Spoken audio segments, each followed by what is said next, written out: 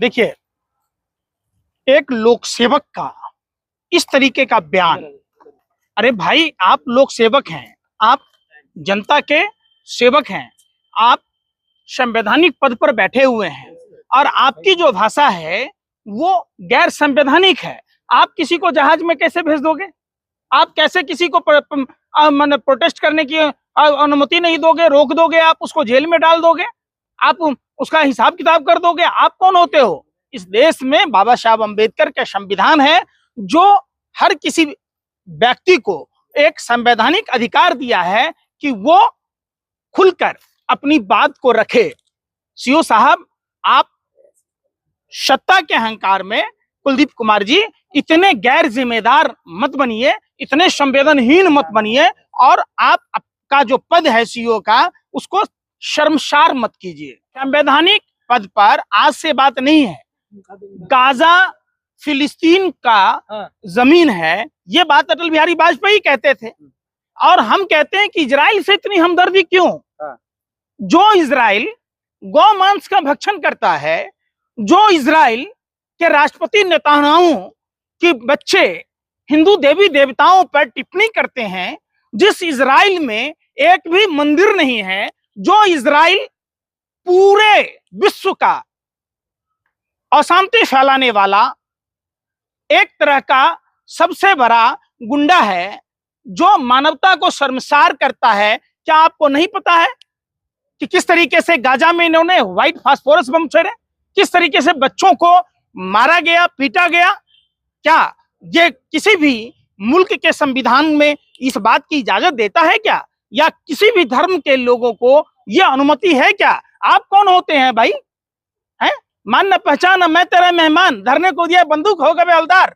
आप एक मामूली लोक सेवक के पद पर हैं, आपको इस तरीके की अभद्र टिप्पणी करने का कोई अधिकार नहीं है और आपकी नैतिकता बिल्कुल शर्मसार करने वाली है। ईरान से आपको इतना प्यार क्यों? अरे भाई सुनो, ईरान हो, इजराइल हो, कोई भी हो, किसी भी देश में मानव अस्तित्व पर अगर खतरा मंडराता है, मानवीय संवेदनाओं को तार तार किया जाता है, तो एक इंसान होने के नाते सच्चा सनातनी वही है जो हर जीव में ईश्वर का वास देखता है। इन नर ही नारायण की जो परिकल्पना भगवान श्री कृष्ण ने खुद हरियाणा आकर कहा कुरुक्षेत्र के मैदान में, तो हर नर श्रेष्ठ है। तो निश्चित तौर पर हर नर के ऊपर जब जुल्म और अत्याचार होता है, तो एक सनातनी होने के नाते, एक इंसान होने के नाते हमें विरोध करना लाजिमी है। तो क्या अब आप ईरान के लिए जहाज का टिकट करवा रहे हैं? कौन बोल रहा है जहाज का टिकट कराने की जरूरत? बोल रहे हैं कि जहाज से चले जाइए, जहाज कौन लड़िए ईरान कौन? सीओ साहब। सीओ साहब का क्या नाना भेज रहा है जहाज है? कौन होता है सीओ साहब? बोला ना आपको, धरने को दिया बंदूक हो गए बलदार। आप सीओ हैं, आप लॉ एंड ऑर्डर स्थापित कीजिए। कौन कहाँ नमाज पढ़ेगा, कौन पूजा करेगा, कौन कीर्तन करेगा, ये आप तय करेंगे क्या? कौन, किसने अधिकार दिया आपको? ये सिर्फ और सिर्फ सत्ता का अहंकार है, सत्ता का संरक्षण है कि जिस तरीके से कुलदीप कुमार सीओ का जो बयान आया है वो पूरे देश के लिए शर्मसार करने वाली बातें हैं। लेकिन सड़क पर मुसलमान नमाज पढ़ेगा तो इलाज हो जाएगा। क्यों नहीं पढ़ेगा भाई? क्यों नहीं पढ़ेगा सड़क पर नमाज? रोड जाम करोगे आप? अरे भाई सुन लो यार, ये सब भाषा ना भाजपा IT सेल वाला भाषा भाजपा के कार्यालय में छोड़कर आया करो। ये आज की बातें नहीं है। हर व्यक्ति को धार्मिक आजादी है और वो उसका अधिकार भी है। उपद्रवियों का साथ देंगे आप? कौन उपद्रवी है? नमाज हथियार लेके जाता है? अरे यार इतना ही अगर है तो पिंकी चौधरी जैसे लोगों पर जाना चाहिए ना, इंस्पेक्टर सुबोध के हत्यारों को खोजना चाहिए ना। क्यों नहीं जाते आप? क्यों नहीं जाते भाई? आप जाते ना उन बलात्कारियों को ढूंढने। अरे मानवता को शर्मसार करने वाले कोडिन कप सिरप वालों पर न बात करते, अंकिता भंडारी के गुनाहगारों पर न बात करते, क्यों नहीं करते आप? आप लोगों की वजह से कानून व्यवस्था गड़बड़ होती है। कौन बोला? कानून व्यवस्था तो आप जैसे आतंकवादी पत्रकारों की वजह से धूमिल है कि जो लोकतंत्र के चौथे स्तंभ कहे जाते हो, जिसको सत्ता से सवाल पूछना होता है, जो समाज का सजग प्रहरी है, आज वो दलाल और चापलूस बना हुआ है। पत्रकारों को गाली दीजिएगा जब जवाब नहीं होता आपके पास। कौन पत्रकार को गाली दे रहा? कह रहे हैं ना दलाल। पूरे विश्व में आपका कैमा रैंक है भैया भारत की मीडिया का? बता दो। आपको क्या शर्म नहीं आती है आप लोगों को? अरे थोड़ा सा भी शर्म हया नाम की चीज बची है? कि पूरे वर्ल्ड में थू थू किए जाते हो। ऐसी कोई सी भाषा नहीं है जिसमें भारतीय पत्रकार गाली ना सुनता हो। हमने भारतीय पत्रकारों की हैसियत देखी है। कब महाकुंभ में नाश्ते के लिए मार कर रहे हो, जब प्रधानमंत्री नमो भारत ट्रेन का उद्घाटन कर रहे थे तो वहां ऐसे नीचे बैठ के खा रहे हो।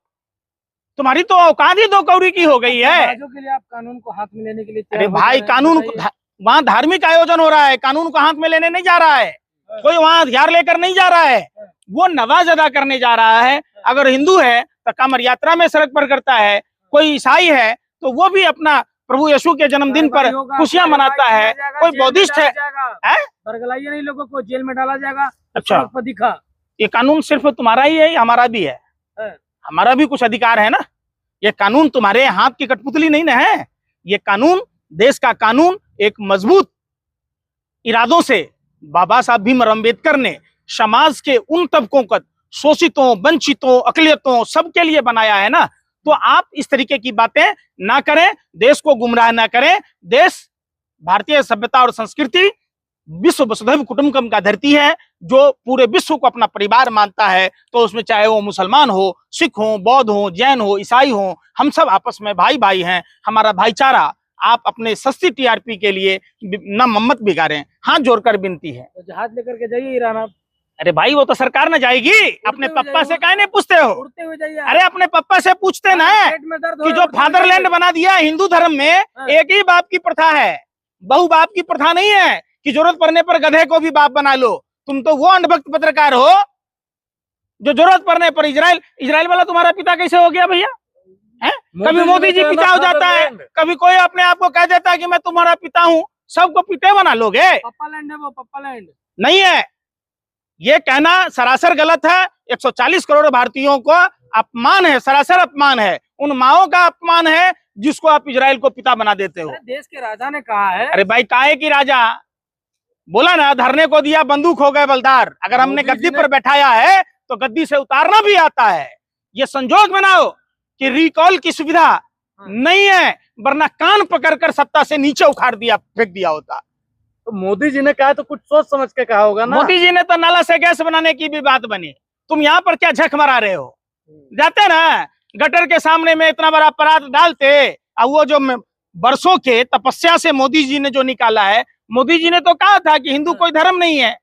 मोदी जी ने तो कहा देवालय बाद में, शौचालय पहले। तो क्या शौचालय से पहले देवालय जरूरी है कि देवालय के पहले शौचालय जरूरी है? बताओ। मोदी जी ने तो बहुत बात कही, हिंदू कोई रिलीजन नहीं है, नींबू मिर्ची टांगते हैं, हिंदू धर्म का मजाक उड़ाने वाले प्रधानमंत्री हैं, जो भगवान को उंगली पकड़ के चलाते हैं, हनुमान जी को पतंग बना के उड़ाते हैं, जो दो सिंदूर की कीमत को नहीं जानते हैं, जो अग्नि के साथ फेरे लिए अपनी गृहस्थ जीवन को नहीं बिता पाते हैं, जो बीफ कंपनियों से चंदा खाते हैं, जो जेफरी एपिस्टीन के साथ मिलकर जिनका यार है। देखो देखो कौन आया? अरे जेफरी एपिस्टीन का यार आया। नरेंद्र भी गायब, सिलेंडर भी गायब। वाह, कमाल की बात कहते हैं। अमेरिका के हाथों में सांप गिरवी रख दिया। प्रधानमंत्री जी, आप अपने आप को गिरवी रख दिया होता, पूरे भारत की मान सम्मान को गिरवी रखने का आपका कोई अधिकार नहीं है। लेकिन कुलदीप जो सीओ है संभल का सही कर रहे हैं ना, वो क्या सही कर भाई? प्रशासनिक अधिकारी है, उसको सुचारू रूप से, और वो शांति समिति की बैठक करने गया था कि अशांति फैलाने गया था? संदेश ही तो दिया उन्होंने। देखो, शांति संदेश तब है। आपको अरे भाई, मिर्ची क्यों ना लगेगी? कौन लोग मुसलमान हैं? हमारे ही लोगों ने, आप ही लोग कहते हो ना। अरे यार, सुन रहे, अरे वही दलित, शोषित, वंचित, आदिवासी, पिछड़े लोगों ने इस्लाम धर्म कबूल किया था। खून तो हमारा ही है ना भाई, कोई दूसरा है वो? फिर हम उन पर आज भी अत्याचार होने दें? अरे शर्मसार करने वाली बातें आप जैसे पत्रकारों की 3 दबाई है, लात, जूता और कुटाई है। आप लोग एकदम थेथराई करते हो। तिलक हटाइए, कलमा पढ़िए आप। अरे यार, सुनना नहीं, सुनाई। अरे सुन लो, भौगोलिक दशा पर। अरे सुन लो यार, तुम कौन होते हो? ये तुम्हारा पैतृक संपत्ति है क्या? ये देश है, देश की आजादी में हमारे पुरखों ने कुर्बानी दी है। आप ये बात सवाल ही आप मीडिया के लोगों को नहीं है कि चंदन बोस ने जो सुभाष चंद्र बोस की टोपी दी, वो टोपी कहाँ है? हैं? अरे बताओ ना, ये सवाल ही नहीं है। अंकिता भंडारी का क्या हुआ, वो सवाल ही नहीं है। बेरोजगारी का क्या हुआ, वो सवाल ही नहीं है। जेफरी एपिस्टीन के शागिर्दों पर क्या कार्रवाई होगी, उसका कोई सवाल ही नहीं है। हमारी विदेश नीति इतनी फेल है कि आप देखो, रसिया, चाइना, बांग्लादेश को अनुमति देता है ईरान, हमें नहीं देता है। जो ईरान हमारे हर दुख सुख में खड़ा रहने वाला ईरान आज हमसे बागी क्यों हो गया है, इस पर कोई चर्चा नहीं होती। स्मृति ईरानी नहीं बोल रही है सिलेंडर महंगा हो रहा है। स्मृति ईरानी का तो देखो, ये चूड़ियां मैं लेके हमेशा घूमता हूँ कि स्मृति ईरानी जी, ये चूड़ियां आज भी लाया हूँ आपके लिए। कि आप चूड़ियां लेकर घूमती थी ना, आपको बहुत शौक था ना प्रधानमंत्री को चूड़ियां भेजने की। आप बताओ, अपना पता बताओ। ये लापता सिलेंडर वाली रानी, महंगाई की रानी, अब कहाँ हो? अब प्रधानमंत्री का क्या संदेश है ये तो बताओ स्मृति ईरानी जी, कहाँ भागे हो? ही करते थे आप, सिलेंडर लेके सर पर कूदा फिरते थे। आज महंगाई नहीं दिख रहा है, लोगों के घर में चूल्हे नहीं जल रहे। एक बेटी के बाप शादी के लिए तड़प रहा है, उसे सिलेंडर नहीं मिल रहा है। कई लोग चूरा दही खाकर गुजारा कर रहे, कोई फल फ्रूट खाकर गुजारा कर रहा।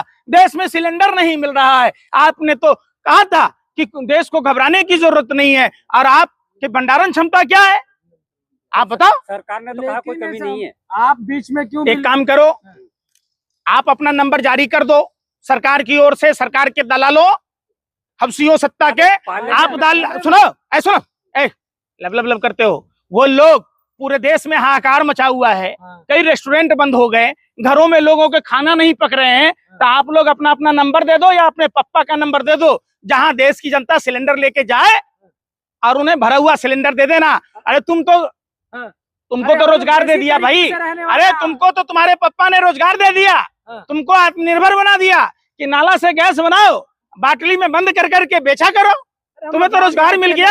अरे क्यों दलाली करते हो? हैं? लकड़ी जला करके खाना बनाएंगे, देश के साथ हम खड़े। अच्छा, माँ के आंखों से आंसू नहीं आ रहे? वो मनोज तिवारी के चेले हो, रिंकिया के पापा के। लगल रहो देशभक्त सब लाइन में, हैं? कितना दिन तक बेवकूफ बनाओगे? देश की जनता भोली वाली जरूर है, बेवकूफ नहीं है। और ये बेवकूफ बनाने वाली बातें छोड़ दो। आप मीडिया के लोग चंद चांदी के सिक्कों के लिए जो दलाली कर रहे हो, जो भाजपा की दलाली कर रहे हो, भांड की तरह भांडगिरी कर रहे हो, इसको बंद करो। सरकार से सवाल पूछना शुरू करो, वरना ये चूड़ियां लो, पहन लो।